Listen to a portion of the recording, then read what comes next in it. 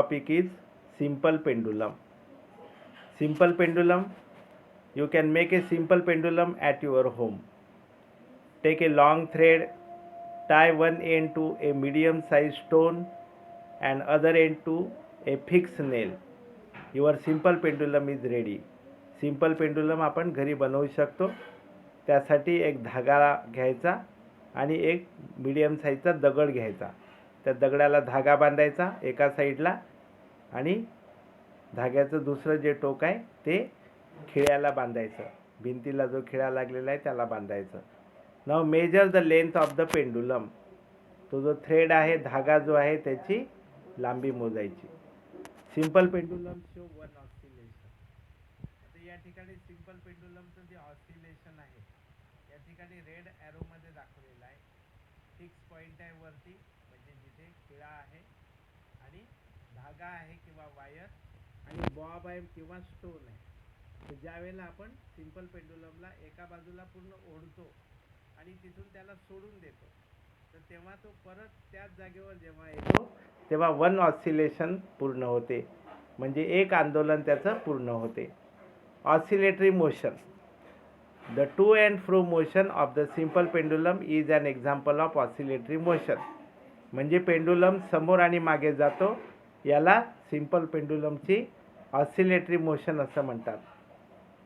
The pendulum complete one oscillation when it moves from one extreme position A to other extreme position B.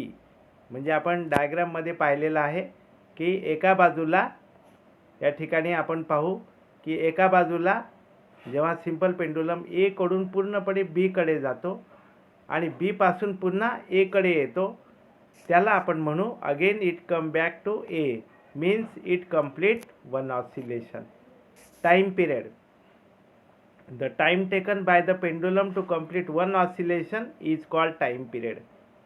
साहजिकच आहे की simple pendulum जेव्हा एकदा आपण सोडला आणि पुन्हा तो त्याच्या जागेवर परत येईल तेव्हा त्याला काही वेळ लागतो, आणि हा वेळ जो आहे हा वेळ आपल्याला स्टॉप वॉच किंवा रिस्ट वॉच घड्याळाच्या साहाय्याने मोजायचा आहे आणि तो आपल्याला सेकंदमध्ये मोजायचा आहे. To measure the time period of simple pendulum we need stopwatch or wristwatch. Now you perform a experiment. एक्सपेरिमेंटमध्ये काय आहे? To set the pendulum in motion, gently hold the bob म्हणजे stone and move it slightly to one side. म्हणजे एका खिळ्याला simple pendulum बांधायचा, तो Bob हातामध्ये धरायचा, त्याला एका साईडला पूर्णपणे ओढायचा आणि जिथून आपण सोडणार ती त्याची ए पोझिशन आहे. Start your watch. You already know one oscillation. आणि तुम्हाला माहिती आहे की जेव्हा आपण पेंडुलमला ए कडून सोडू त्यावेळेला घड्याळ सुरू करायचं आहे आणि हा पेंडुलम ए कडून पूर्णपणे बी कडे जाईल, म्हणजे दुसऱ्या टोकाकडे जाईल आणि बी कडून पुन्हा ए कडे येईल, त्याला म्हणू आपण वन ऑसिलेशन. अशा प्रकारे now count 10 oscillation and time required to complete 10 oscillation in second. आता आपल्याला काय करायचं आहे की 10 ऑसिलेशनसाठी त्याला किती वेळ लागला, किती सेकंद लागले हे आपल्याला मोजायचं आहे. Suppose it require 22 second. Now take 3 observation and write in the table. म्हणजे आपण काय केलं की पहिल्यांदा सिंपल पेंडुलमला जर्क केलं आणि त्याचे 10 ऑसिलेशन मोजले. पहिले तो ए कडून बी कडे गेला, बी कडून ए कडे आला म्हणजे एक ऑसिलेशन. याप्रमाणे 10 ऑसिलेशन मोजायचे, वेळ पाहायची आहे आणि 10 ऑसिलेशनला किती वेळ लागतो हे लिहायचं आहे टेबलमध्ये. हे झालं पहिलं ऑब्झर्वेशन. दुसऱ्या ऑब्झर्वेशनमध्ये पुन्हा सिंपल पेंडुलमला जर्क द्यायची, पुन्हा 10 ऑसिलेशन मोजायचे, पुन्हा त्याला किती वेळ लागतो ते पाहायचं, तर ते किती सेकंद होतात हे दुसऱ्या ऑब्झर्वेशनमध्ये नोट डाऊन करायचं. तिसऱ्या वेळेला पुन्हा सिंपल पेंडुलमला जर्क द्यायची, त्याचे 10 ऑसिलेशन मोजायचे आणि 10 ऑसिलेशनला पुन्हा किती वेळ लागला हे तिसऱ्या ऑब्झर्वेशनमध्ये लिहायचं आहे. या ठिकाणी पहा ऑब्झर्वेशन टेबल दिलेला आहे. Serial number 1. Time taken for 10 oscillation. पहिल्यांदा 22 सेकंद लागले. तुम्हाला कमी जास्त लागू शकतात, जरुरी नाही की 22 सेकंदच लागेल. हा प्रयोग तुम्ही प्रत्यक्ष घरी करून पाहायचा आहे. त्यासाठी तुमच्या लहान भावाची किंवा बहिणीची मदत तुम्ही घेऊ शकता आणि वेळ मोजू शकता. 10 ऑसिलेशनला जर 22 सेकंद लागत असेल तर एका ऑसिलेशनला किती वेळ लागेल त्याला आपण टाईम पिरियड असं म्हणतो.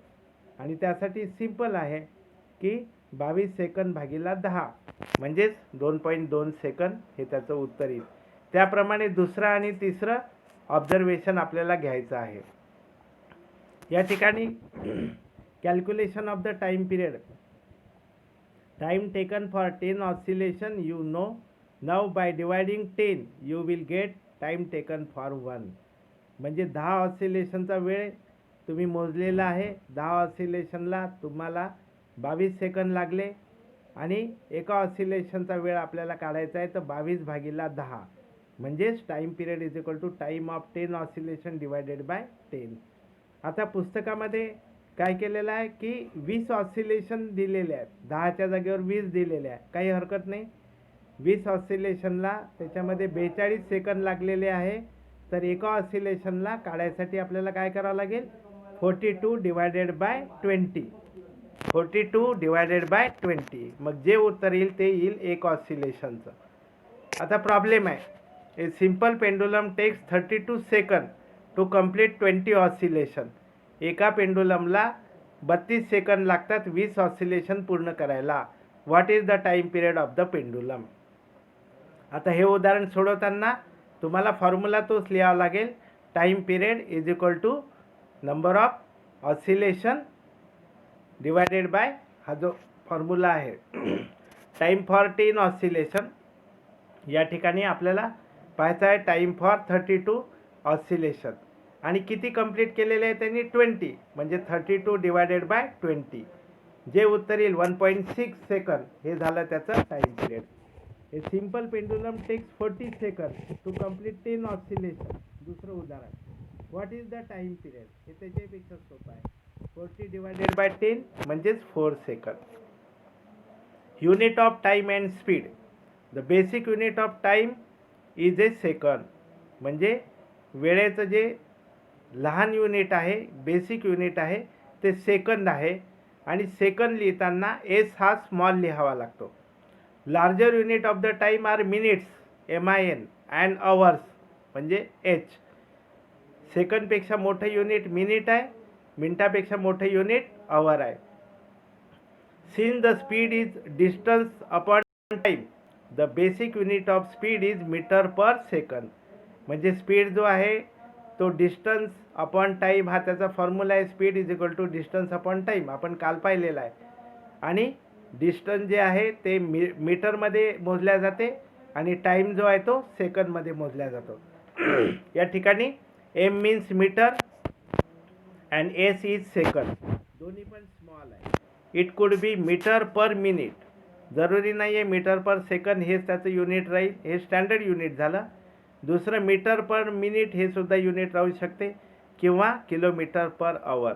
जनरली गाडीचा जो वेग आहे, बस आहे, स्कूटर आहे, मोटरसायकल आहे, याचा वेग आपण किलोमीटर पर आवरमध्ये मोजतो. तो आपण मीटर पर सेकंदमध्ये मोजत नाही. आता different types of clock. In olden days there are different types of clock were use. अतिशय पुरातन काळापासून वेगवेगळ्या प्रकारच्या घड्याळी ज्या आहेत त्या वापरल्या जात होत्या. त्यातलं नंबर 1 आहे सन डायल. सन डायल अशा प्रकारचं घड्याळ आहे constructed in such a way that from shadow of sun show the time. म्हणजे उन्हामध्ये एक असं घड्याळ बनवलेलं आहे. त्याला एक असा ट्रँग्युलर वरती त्रिकोणी असं लाकडाचा एक शेप बनवलेला आहे आणि सूर्याची सूर्य जसा जसा पूर्वेकडून पश्चिमेकडे जातो त्याप्रमाणे शॅडो लहान मोठी होत जाते आणि त्या घड्याळीला खाली आकडे लिहिलेले असतात आणि ज्याच्यावरती शॅडो जाते तितके वाजले असं समजल्या जाते. हे shape of Jantar Mantar Delhi is like sundial. दिल्लीमधलं प्रसिद्ध जंतर मंतर जे आहे, वेधशाळा जे आहे, फोरकास्टिंग जे डिपार्टमेंट आहे त्याचा आकार जो आहे तो सन डायल सारखा आहे. आता या ठिकाणी आपण दोन्ही पाहू. हे सन डायल आहे. या ठिकाणी गोल तबकडी आपल्याला दिसते आणि त्याच्यावर एक असा ट्रँग्युलर उंच असा तुम्हाला एलिव्हेटेड भाग दिसतो आणि सूर्याची सावली एका साईडला तुम्हाला दिसते. मायन्यूटली जर तुम्ही पाहिलं तर सावली तुम्हाला पडलेली दिसते आणि ती जी सावली आहे त्या सावलीवरून किती वाजले हे आपल्याला कळेल. त्यानंतर जंतर मंतर दिल्ली, हे दिल्लीचं जे जंतर मंतर आहे, दिल्लीची जी वेधशाळा आहे, त्याचा जो आकार आहे तो सन डायल सारखा आहे. दुसरा आहे सँड क्लॉक, वाळूचं घड्याळ. या ठिकाणी 2 कंटेनर आहे आणि मध्ये छोटीशी जागा आहे. वरच्या कंटेनरमध्ये वाळू भरलेली आहे. ती वाळू हळूहळू खालच्या कंटेनरमध्ये येते आणि त्याला एक पर्टिक्युलर वेळ लागतो आणि त्या वेळेमध्ये ही वाळू खाली येते. जेव्हा वाळू पूर्णपणे खाली येते तेव्हा विशिष्ट वेळ मोजल्या जाते. त्यानंतर पुन्हा या घड्याळाला उलट केलं जाते. उलट केल्यानंतर पुन्हा वरती वाळू खाली येते. हे सँड क्लॉक आपण घरी सुद्धा बनवू शकतो. 2 रिकाम्या बॉटल जर आपण घेतल्या औषधाच्या आणि त्याला बूच असते, गुलाबी बूच, तुम्ही पाहिलं असेल, आणि त्या बॉटलमध्ये बारीक रेती आपण भरली आणि त्या बुचाला जर आपण छिद्र पाडलं आणि त्या बॉटल एकमेकावर अशा बरोबर अरेंज केल्या तर बरोबर वरच्या बॉटलमधली वाळू खाली येते आणि किती वेळामध्ये येते तो झाला त्याचा टाईम पिरियड. तिसरं जे क्लॉक आहे ते वॉटर क्लॉक. वॉटर क्लॉकमध्ये एक मोठं भांडं आहे, त्याच्यामध्ये पाणी आहे आणि त्याच्या बाजूला एक छोटंसं भांडं दिसत आहे आपल्याला वॉटर क्लॉकमध्ये. मात्र हे छोटंसं भांडं वाटीसारखं भांडं आहे, त्याला बुडाशी एक छिद्र आहे आणि ही जी वाटी आहे ती मोठ्या पाण्याच्या भांड्यामध्ये ठेवतात आणि ठेवल्यानंतर साहजिकच मोठ्या भांड्यातलं पाणी हळूहळू छिद्रावाटे त्या वाटीमध्ये भरल्या जाते आणि वाटी ज्या वेळेला पूर्णपणे भरते तेव्हा ती वाटी खाली जाते. याच्यावरून सुद्धा टाईम पूर्वीच्या काळामध्ये मोजला जात होता. Galileo experiment. गॅलिलिओचा जो एक्सपेरिमेंट हा प्रसिद्ध आहे. गॅलिलिओ हा जो शास्त्रज्ञ आहे, Galileo experimented with various pendulum to verify his observation. गॅलिलिओने जसं आपण पहिले सिंपल पेंडुलम पाहिला, तर त्या पेंडुलम सोबत त्यांनी अनेक प्रयोग केले आणि त्यांनी व्हेरीफाय केलं त्याचं ऑब्झर्वेशन. काय केलं? He found that the pendulum of a given length takes always the same time to the complete one oscillation. त्यांनी हे पाहिलं की कोणताही पेंडुलम जरी असला तरी त्याचा जो वन ऑसिलेशनचा जो वेळ आहे हा सर्वांचा सारखा येतो. This observation is useful to the development of pendulum clock. आणि आपण पाहतो अजूनही आपल्याला ज्या भिंतीवरच्या मोठ्या मोठ्या घड्याळी आहे त्याला खाली असा लांब पेंडुलम आपल्याला लागलेला दिसतो आणि तो पेंडुलम जो आहे तो ऑसिलेट होतो आणि ज्याप्रमाणे तो ऑसिलेट होतो त्याप्रमाणे टायमिंग जो आहे तो आपल्याला पुढे पुढे सरकताना दिसतो. तर हे गॅलिलिओनी सगळ्यात पहिले शोधून काढलं. या ठिकाणी गॅलिलिओच्या काळामधलं हे घड्याळ आहे, घड्याळवर दाखवलेला आहे आणि त्याला पेंडुलम जो आहे साईडला तो एक दाखवलेला आहे आणि त्या पेंडुलमचं ऑसिलेशन होते आणि त्याप्रमाणे घड्याळ हे चालते.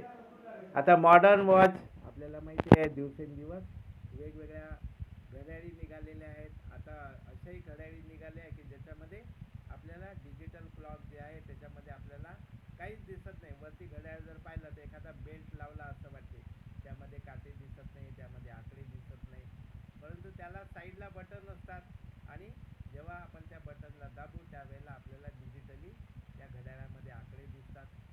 तर ही एक शोची घड्याळ आहे किंवा मॉडर्न वॉच आहे. त्याच्या बाजूला दुसरी जी घड्याळ आहे त्याच्यामध्ये सेंटरला घड्याळ दाखवलेली आहे आणि बाजूला भरपूर आयकॉन असे दिलेले आहेत. ज्याप्रमाणे मोबाईलमध्ये वेगवेगळे ॲप्लिकेशन आहेत ते ॲप्लिकेशन या घड्याळीमध्ये मिळतात. म्हणजे इतक्या मॉडर्न मेथडच्या घड्याळी आता निघालेल्या आहेत.